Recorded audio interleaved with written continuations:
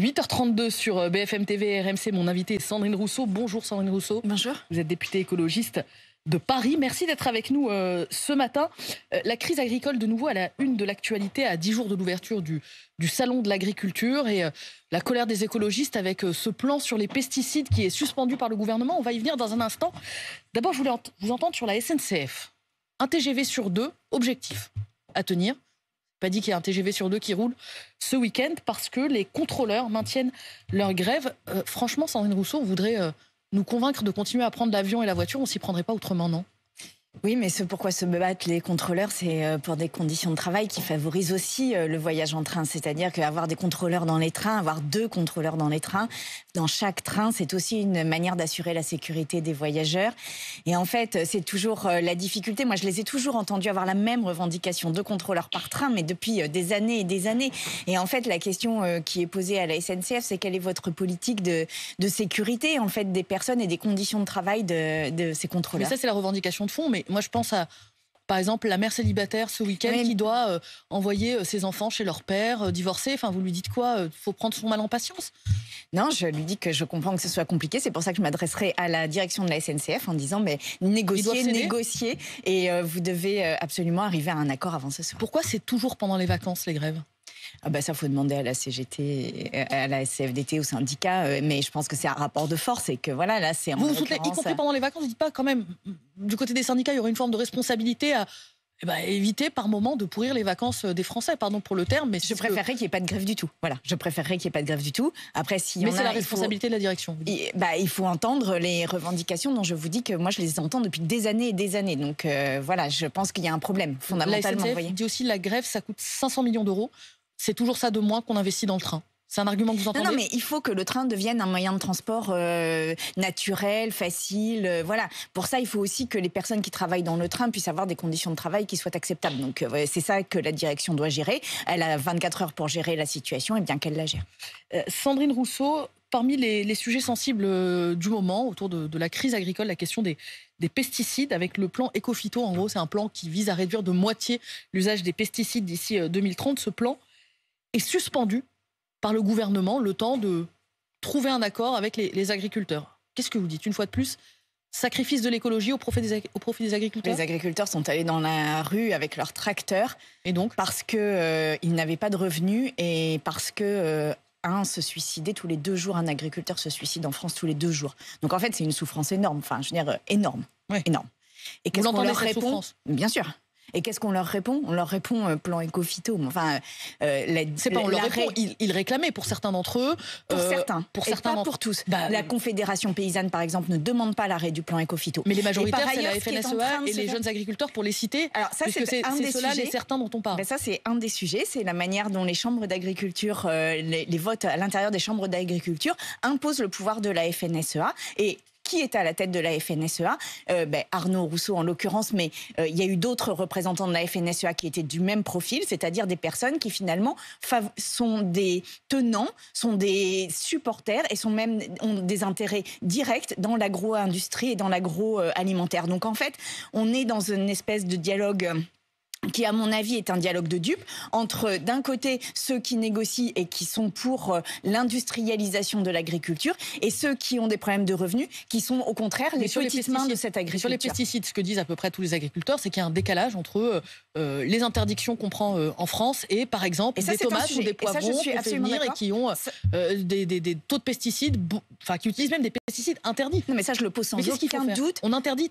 Ça n'est pas possible d'importer en France des produits alimentaires, des produits agricoles qui ont été produits avec des produits interdits en France. On interdit la tomate marocaine. En fait, l'idée, c'est que... Est-ce qu'on interdit la tomate marocaine, par exemple ? Non, mais on demande au Maroc de s'aligner sur les conditions françaises. Enfin, c'est le cas de toute voiture, par exemple, qui est importée. On ne pourrait pas importer une voiture qui ne remplit pas les conditions de sécurité et les normes européennes et françaises. Donc, il n'y a pas de raison pour les produits alimentaires ce soit de la même manière.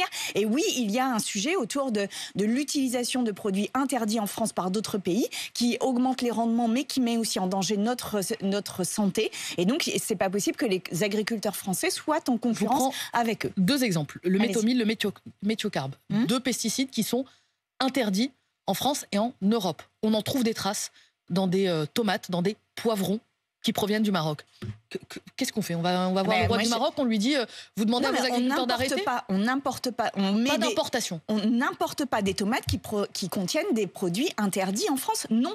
Et pour cela, il faut aussi, je le rappelle, des services vétérinaires en nombre. Il faut des services de la DGCCRF, donc de la Direction de la concurrence et des fraudes à la frontière pour contrôler la nature des produits qui rentrent en France. Oui, ça n'est pas possible. Et c'est pas possible qu'en plus on ait interdit ces produits en France au nom de notre santé et qu'on en absorbe parce que d'autres pays ne l'ont pas interdit. Ça vaut aussi pour la viande, le soja sud-américain, les céréales, le poulet ukrainien. Absolument, c'est pour ça qu'il faut absolument sortir du libre-échange en matière de produits agricoles. Sur les pesticides, le ministre de l'Agriculture, Marc Fesneau, était ce matin sur RMC, il vous a directement adressé un message. Écoutez. C'est pas la première fois que Mme Rousseau parle d'un sujet qu'elle manifestement elle ne connaît pas. Qui a dit qu'on n'avait pas une stratégie de réduction et qu'on mettait en pause ça? Qui a dit qu'on n'avait pas déjà des programmes de recherche pour trouver des alternatives? Il y a une pause. Oui, sur un sujet principal qui est le sujet des indicateurs. Mme Rousseau pourrait reconnaître que pour les produits les plus à risque, qu'on appelle les CMR1, on a baissé de 95% dans le quinquennat qui vient de s'achever. Est-ce que vous dites bravo le gouvernement, les pesticides les plus à risque ils n'existent plus aujourd'hui, ils ont été réduits? Non, je ne dis pas bravo le gouvernement quand la seule mesure qui est annoncée aux agriculteurs, alors qu'encore une fois, il s'agit de 200 000 € de dette en moyenne sur les exploitations agricoles, alors qu'un agriculteur se suicide tous les 2 jours, alors que 27 ferment par jour, et que là, la seule réponse qui est donnée, c'est la réduction du plan Écophyto. Non, je ne leur dis pas. C'est pas la seule réponse. Il y a eu d'autres mesures sectorielles sur les viticulteurs, les éleveurs.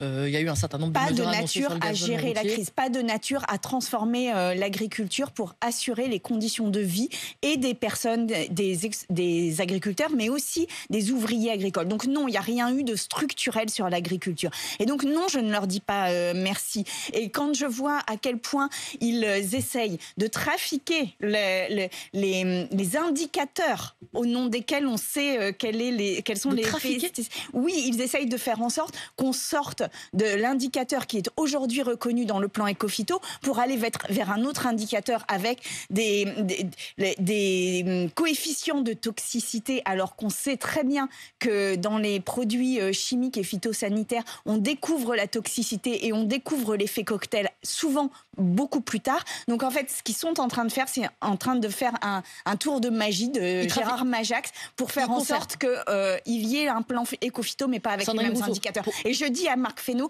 on vous regarde là-dessus. On vous regarde et n'essayez pas de faire en sorte qu'en changeant les indicateurs, vous autorisiez plus de pesticides. Il y a une concertation qui est ouverte pour la avec les associations. Avec les associations qui ont quitté la table. Exactement. Dans le même temps, est-ce qu'on peut être écologiste, dire quand il y a une concertation, on ne participe pas, on reste en dehors et puis on critique?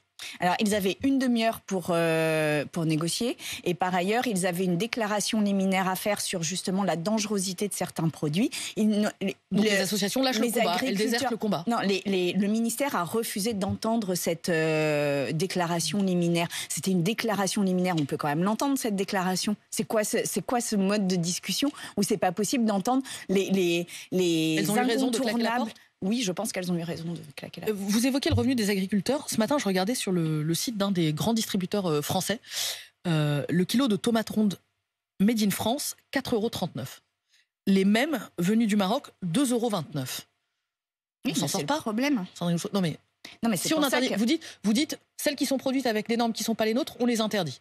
Mais dans le même temps, ça ne répond pas à la misère d'un certain nombre de Français qui se privent, qui réduisent leur nombre de courses, qui parfois ne font pas un repas sur 2 et qui disent très bien les pesticides, mais j'ai le choix entre ne pas manger un repas sur 2 ou bien manger des produits qui viennent d'ailleurs et qui ne sont pas produits à nos normes. On ne va pas rendre les gens malades parce qu'ils sont pauvres, en fait. Ça n'a aucun sens. Donc là, dans 100 € de produits alimentaires achetés par les Français et Françaises, sur 100 € de produits alimentaires, il n'y a que 6,5 € qui vont aux agriculteurs. Ce qui veut dire qu'il y a 94 € à peu près qui va à la grande distribution, à l'agroalimentaire, à la transformation. Je suis sûre que les Français et Françaises seraient tout à fait d'accord pour la tomate, là, on n'est pas sur la transformation, on est sur de la tomate en grappe. Pour qu'il y ait bien plus d'euros qui aillent vers les agriculteurs. Et je dis qu'on a un sujet autour de la grande distribution. Je rappelle que la grande distribution a installé ses centrales d'achat en dehors de France, en Belgique, en Hollande, en Espagne, pour échapper à la loi Egalim. Que fait le gouvernement pour imposer... Loi qui régit les négociations entre les industriels, le gouvernement, la grande distribution et les producteurs. Pardon, je précise pour nos auditeurs, la loi Egalim. Voilà. Donc la loi Egalim, c'est la loi qui est censée permettre un prix qui est raisonnable pour les produits fabriqués en France. La grande distribution a installé ses centrales d'achat à l'extérieur de la France pour échapper à la loi française. Que le gouvernement n'ait aucune espèce de mesure de contrainte sur la grande distribution, qu'il n'ait aucune espèce de mesure de contrainte sur l'agroalimentaire, c'est cette faiblesse face aux puissants. Le gouvernement est faible avec les forts et fort avec les faibles. Et là, en l'occurrence, on doit absolument faire en sorte que la grande distribution respecte les lois françaises. Parce qu'il n'y a pas que la tomate marocaine. Il y a la grande distribution française qui ne respecte pas la loi française. Alors là, maintenant, le gouvernement a une responsabilité, c'est d'aller les chercher et de faire en sorte qu'ils respectent la loi. Il y a des contrôles en masse qui ont été annoncés par Bruno Le Maire. Non, mais il n'y a pas de contrôles qui seront efficaces si les centrales d'achat sont à l'extérieur de la France. Donc, imposer que les centrales d'achat, que les négociations se fassent à l'intérieur du territoire français selon les termes de la loi française, c'est le minimum que doit la grande distribution. Et ça aussi, Bruno Le Maire s'engage à ce que ce soit contrôlé. Emmanuel Macron.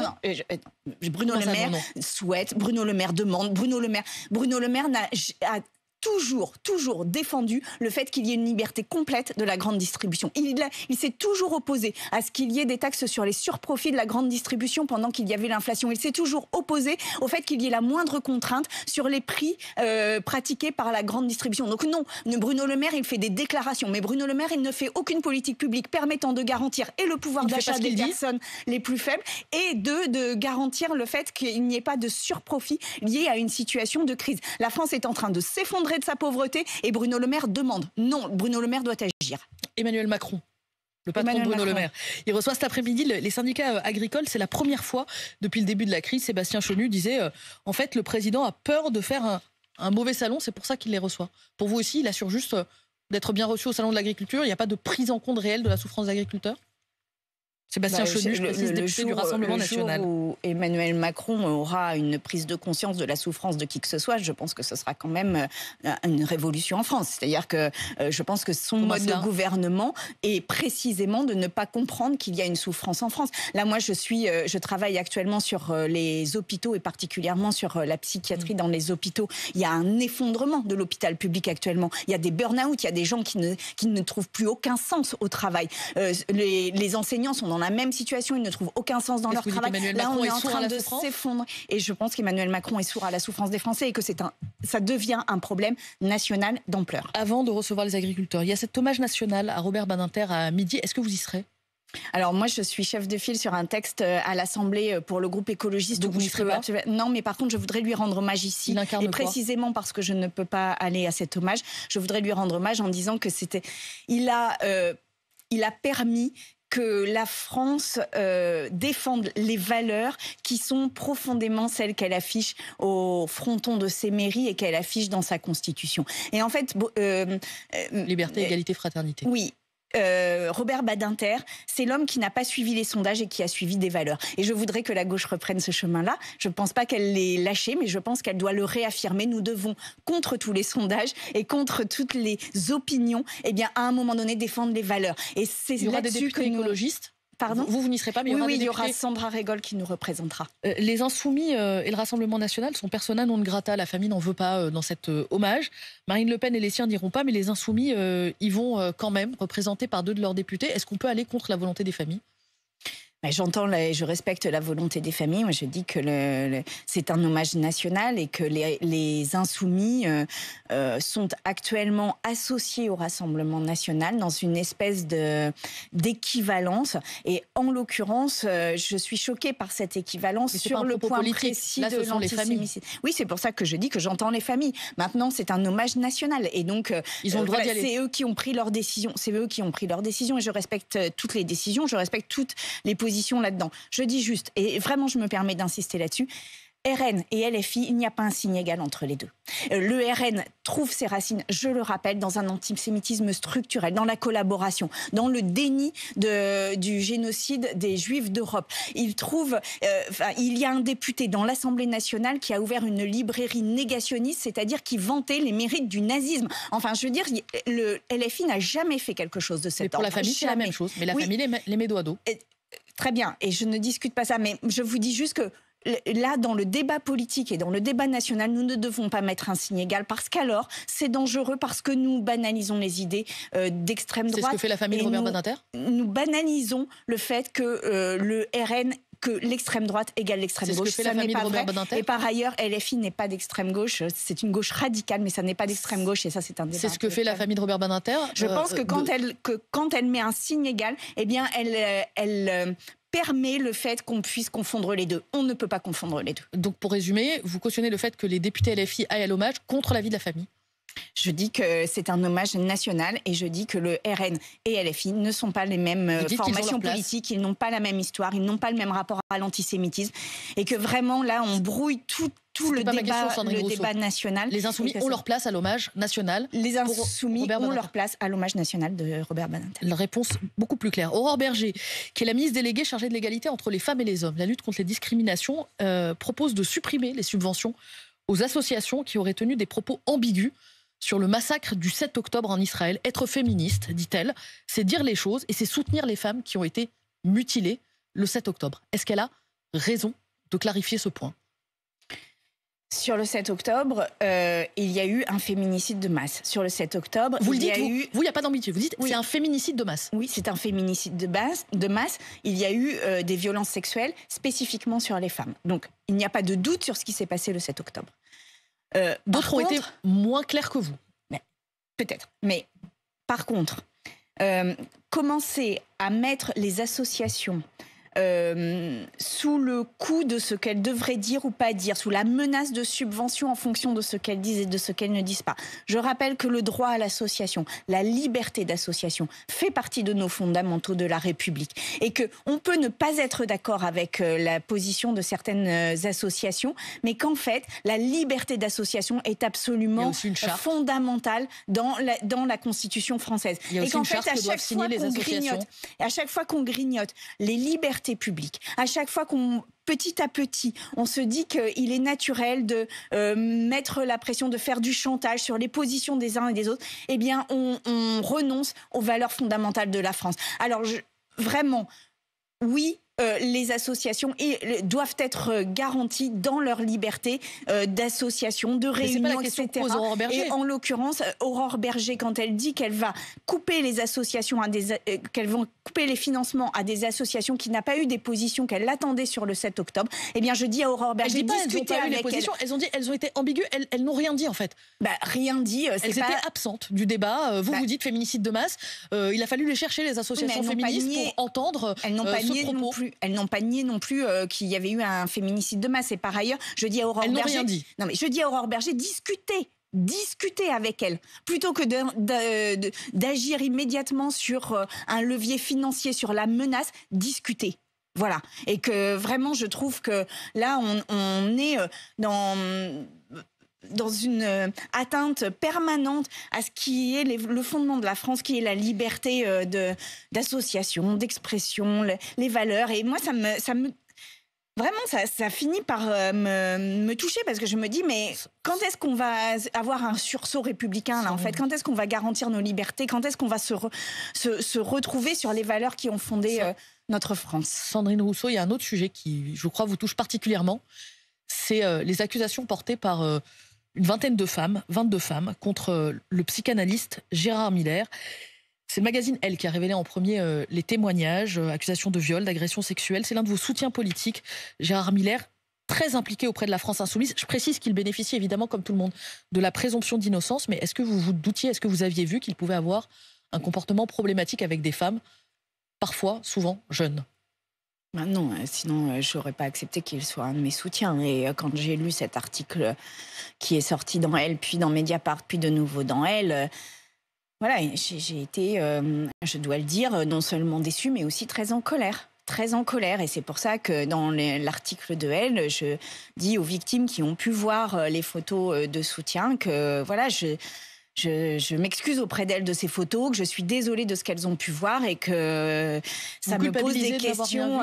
Mais parce qu'en fait, moi j'essaye de protéger les victimes, j'essaye de faire en sorte que non seulement leurs paroles soient entendues dans le débat public, mais qu'en plus, même leur santé à elles, qu'elles aillent bien, qu'elles se sentent à l'aise à parler. Là, je me dis que peut-être, quand elles ont vu ces photos, peut-être se sont-elles interrogées. Donc voilà, je leur dis, je vous soutiens, je soutiens votre parole, je respecte votre parole et voilà, je suis de votre côté et je mènerai ce combat, quel qu'en soit le coût. À elle, voilà. vous dites, je n'ai pas grand monde sur qui compter dans ce combat. Vous vous sentez seule aujourd'hui en politique? On n'entend pas les insoumis sur le cas de Gérard Miller, par exemple. Je trouve que... Mais on n'entend personne. En fait, je trouve que, voilà, on est... Oui, le combat féministe n'est pas perçu pour ce qu'il est, c'est-à-dire un droit humain fondamental. 8h53, Sandrine Rousseau, merci d'être venue à ce micro ce matin sur RMC, BFM TV. Bonne journée à vous. Je vous sens très émue sur le cas Gérard Miller. Bonne journée à vous, bonne journée à tous.